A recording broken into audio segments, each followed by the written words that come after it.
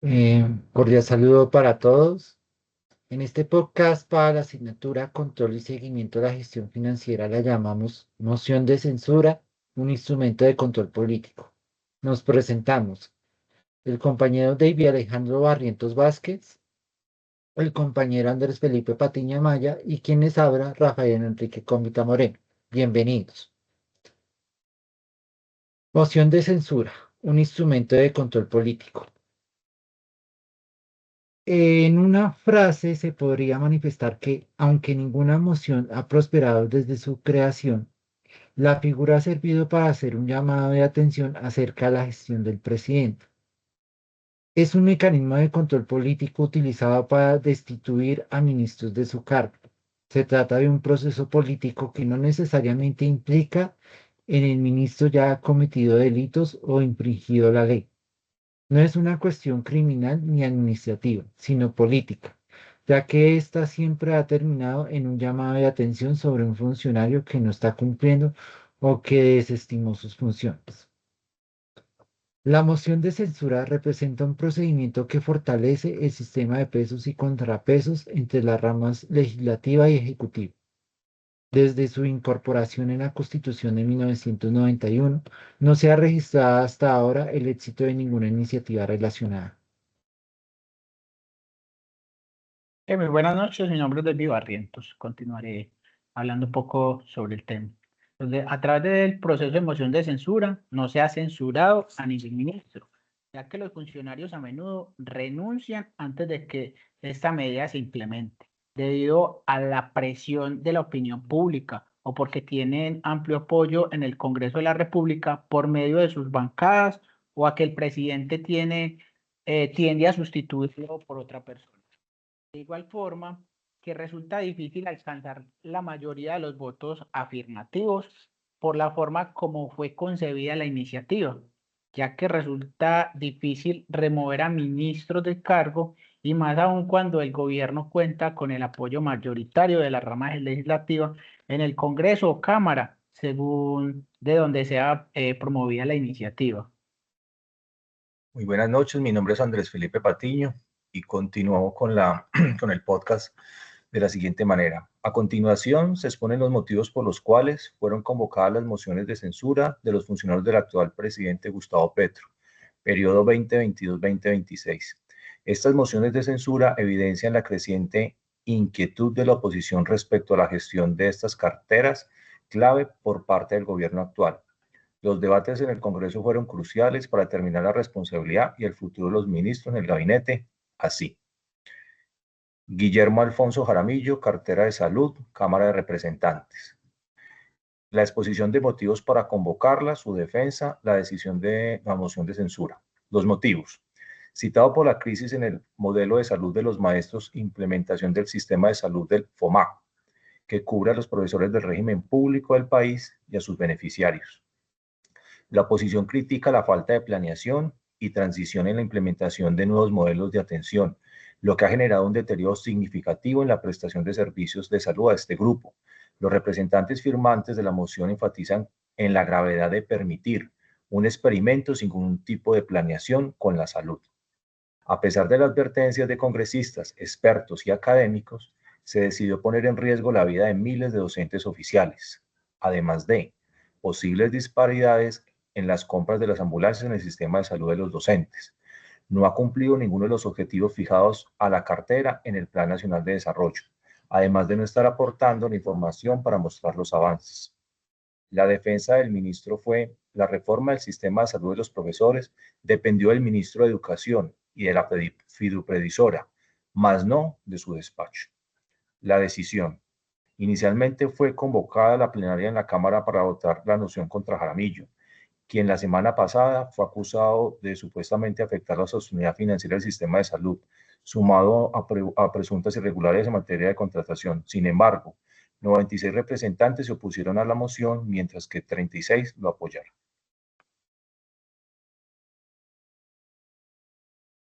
En el siguiente caso, el nombre del ministro es Iván Velázquez Gómez, cartera de defensa, la citación lo hace el Senado de la República. La exposición de motivos para convocar. La moción de censura contra el ministro de Defensa, Iván Velázquez, se fundamenta en el deterioro del orden público en el país. Durante el año 2023 se registraron 94 masacres, 189 líderes sociales asesinados y 42 firmantes de paz muertos.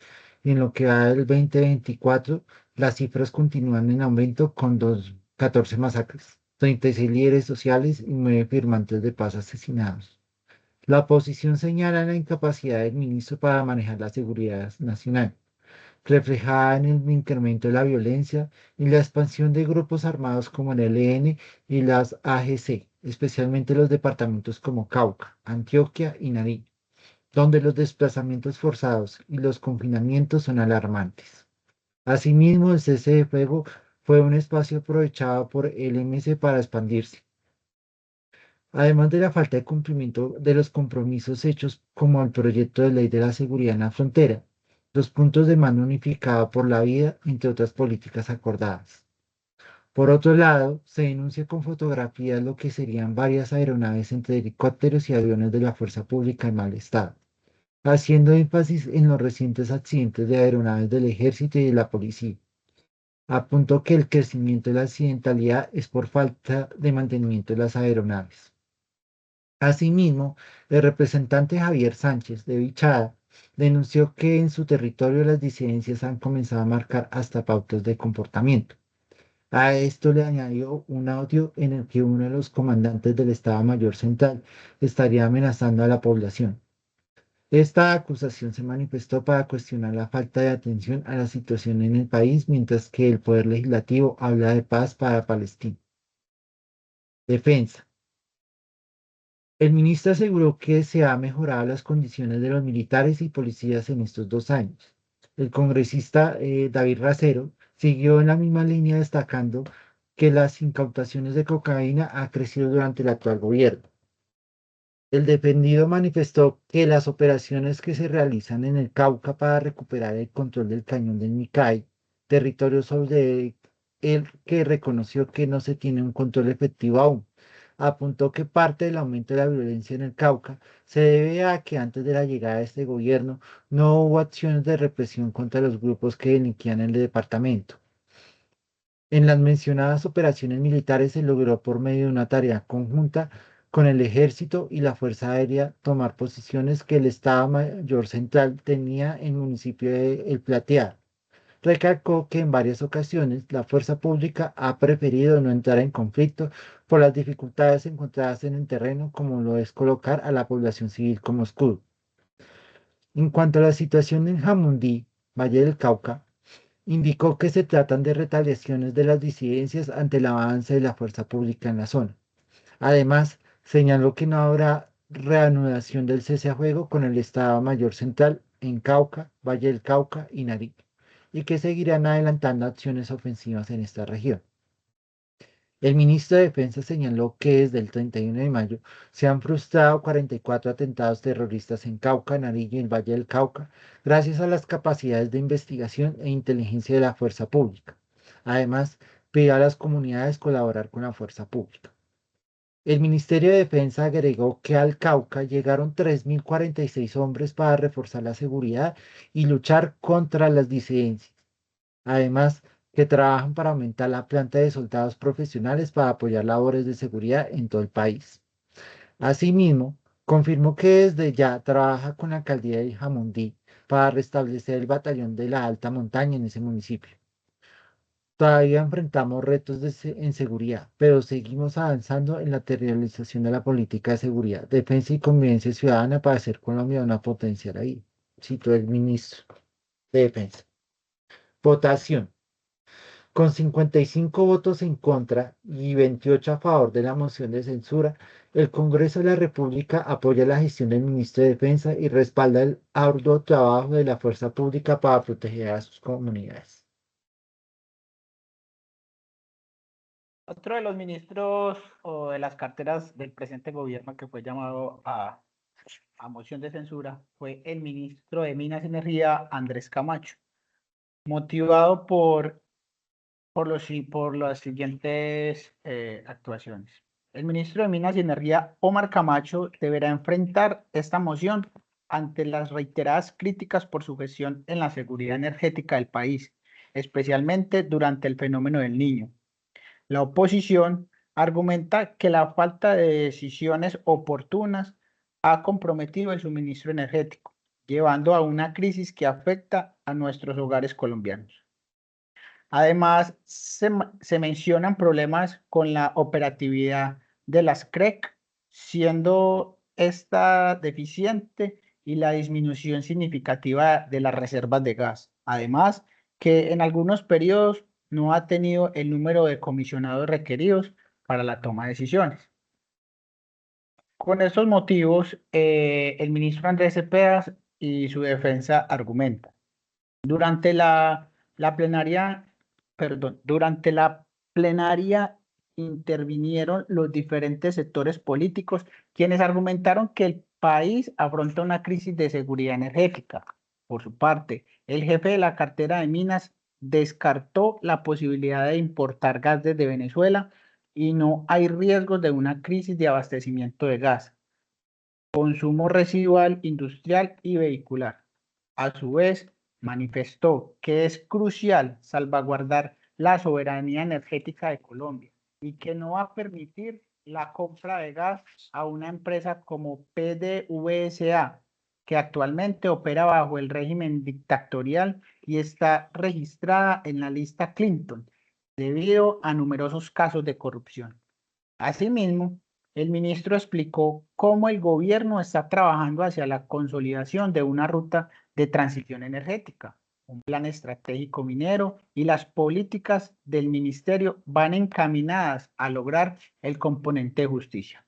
Por su parte, el representante del pacto histórico, David Ricardo Racero, sostuvo que se debe analizar y debatir el proyecto sobre servicios públicos que presentará en las próximas legislaturas, por medio del cual se busca cambiar el modelo de oligopolios donde se privatizan las ganancias y se socializan las pérdidas. Para continuar con la defensa, el ministro señaló, entre otros aspectos, que las altas tarifas de la energía para miles de colombianos se deben a que diferentes segmentos de los servicios públicos, en este caso de la energía, ha llevado a que algunas empresas estén prácticamente expropiando los bolsillos de los colombianos y las colombianas. Además, que el problema energético del país está ligado al modelo neoliberal que permitió la privatización de la prestación de estos servicios. Criticó que por ese modelo gobiernos y congresos anteriores que permitieron la venta de Isagen, y fue en ese momento cuando se entregó la soberanía energética de Colombia. Camacho indicó además que a lo largo de los años aumentaron las tarifas de energía producto de las decisiones de los privados, que han privilegiado las ganancias y no el bienestar de los usuarios. La decisión que se toma luego de escuchar la defensa, con 80 votos en contra y 16 a favor de la moción de censura, la Cámara de Representantes apoya la gestión del ministro de Minas y Energía y respalda el arduo trabajo que nuestro plan de trabajo y nuestro propósito de descarbonizar la economía, consolidar una minería para la vida y llevar autonomía energética a los territorios. El siguiente caso es el Ministerio de la Igualdad de Francia Elena Márquez Mina. Los motivos. La vicepresidenta y ministra de Igualdad, Francia Márquez, enfrenta esta noción de censura por la ineficiencia en la administración de los recursos asignados y la falta de resultados concretos en la implementación de políticas públicas para reducir las brechas de desigualdad. Se destacan denuncias sobre la transparencia en la ejecución de proyectos y programas, así la baja ejecución presupuestal, que solo alcanza el 0,54% hasta la fecha. La defensa, la viceministra manifestó que el 25% está en ejecución, mientras que un 32% está en proceso de contratación, además de que su cartera tiene una ejecución del 25% de los recursos, equivalentes a 400.000 millones de pesos, superior a la presentada en la vigencia pasada, y que para la vigencia 2024 la cartera cuenta con 1,8 billones de pesos. de los cuales el otro 32%, cerca de 512.000 millones de pesos, se encuentran en proceso de contratación. Por otro lado, explicó que 1,5 billones de pesos a la fecha ya están comprometidos. En ese sentido, las desigualdades entre hombres y mujeres en términos de condiciones laborales y acceso a la educación le costarán a la nación el 12,6% del Producto Interno Bruto para el 2050. Esto significa dejar de producir 196 billones de pesos en los próximos 25 años, lo que equivale a 2 años del presupuesto general de la nación en inversión. Además, explicó que no es posible que un país sea seguro cuando hay 10 millones de mujeres en situación de pobreza, 6.000 jóvenes asesinados cada año y 13 millones de personas sin agua potable en sus casas. Se formularon programas para la Colombia más vulnerable y excluida.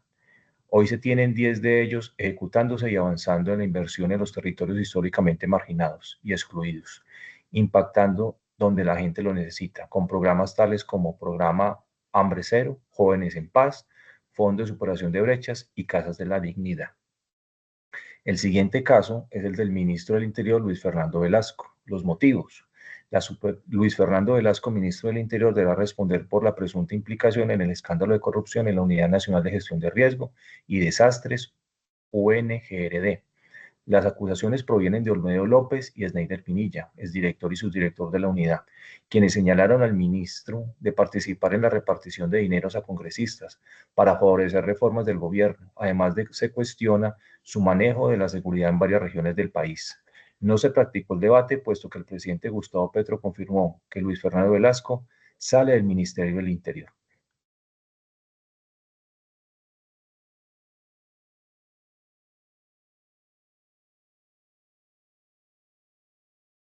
Conclusiones. Primero, en conclusión, la moción de censura en Colombia no logra alcanzar el consenso necesario para la remoción formal de un ministro porque, en la práctica, se ha transformado en un instrumento simbólico y de negociación política utilizada entre políticos, especialmente congresistas y el Poder Ejecutivo.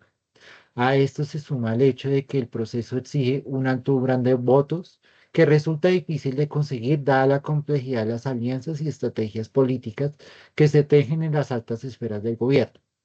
Por otro lado, podemos manifestar que los debates prolongados, las maniobras internas y el interés por proteger la estabilidad del gobierno se conjugan para que, aunque el mecanismo exprese desaprobación y presión frente a ciertas decisiones ministeriales, de acontecimientos que causas dichas decisiones o la falta de ellas, en la historia del control político de Colombia nunca se ha concretado la acción definitiva de destituir a un funcionario por medio de la moción de censura.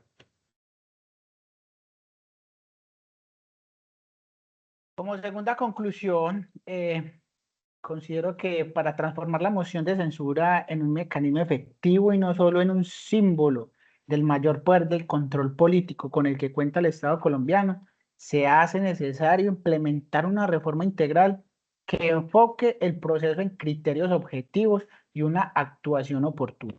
Algunos de estos cambios podrían ser, como primera medida, establecer parámetros claros y medibles sobre el desempeño ministerial que permitan evaluar sin ambigüedades si un ministro ha incurrido en faltas relevantes o ineptitud en el cargo.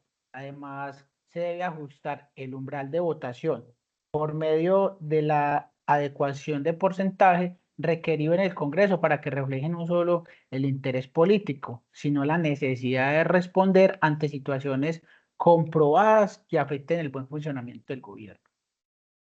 Asimismo, considerar la participación de organismos independientes con voz y voto o la creación de una comisión técnica que emita dictámenes sobre la situación evaluada, aportando transparencia al proceso y alejándolo de la exclusiva discrecionalidad política, la cual debe trabajar como un órgano de control autónomo e independiente respecto a las tres ramas del poder público. Puede ser ligada a la Contraloría General de la Nación o a la Procuraduría General de la Nación. Al implementar estas medidas al mecanismo de censura en la rendición de cuentas, nos permitirá seguir ajustando el instrumento para que sea utilizado verdaderamente como un control legítimo hacia el funcionamiento del Ejecutivo, fortaleciendo la confianza de las instituciones y reduciendo su uso meramente simbólico o estratégico. Muchas gracias. Estimado público, acabamos de presentar la anterior podcast para la asignatura Control y Seguimiento de la Gestión Financiera llamado Moción de Censura, un instrumento de control político, presentada por David Alejandro Barrientos Vázquez, Andrés Felipe Patiño Amaya y quienes habla Rafael Enrique Comita Moreno. Muchas gracias por escuchar este podcast y hasta una próxima oportunidad. Feliz día. Hasta luego, muchas gracias. Hasta luego. Hasta luego.